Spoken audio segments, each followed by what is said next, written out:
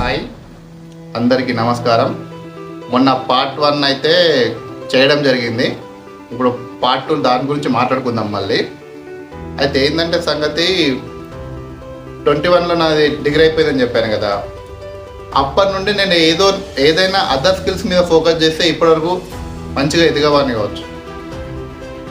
ఈ government job prepare అయ్యే వాళ్ళది ఎట్లుంటుందంటే వేరే దేని మీద ఫోకస్ చేయరు. వేరే ఎనీ స్కిల్ అసలు ఏముండదు, zero knowledge. Only government books books books books books.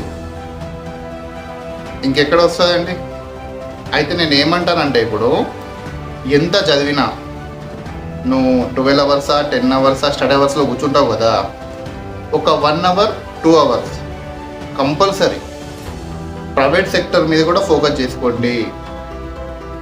మీ ఓన్గా పెట్టుకునే విధంగా ఎనీ బిజినెస్ స్కిల్స్ అండ్ లేదు అంటే ఈ చిన్న చిన్న ఎంఎస్ ఎక్సెల్ అలాంటివి. మనం ఆ జావా ప్లస్ ప్లస్ ప్లస్ ప్లస్లు అయితే మనకు ఎట్లా రావు.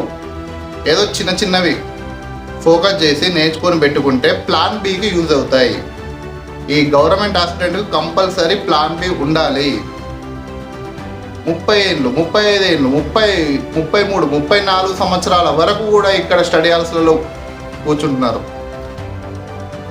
అది వస్తుంది అన్న నమ్మకంతో ఉంటే ఓకే, కానీ ప్లాన్ బి కూడా 100% ఉండాలా. గవర్నమెంట్ జాబ్ రావాలంటే నీ స్టడీ ఒక్కటే కాదు, 100% నీకు ఇంత లక్ కూడా ఉండాలా.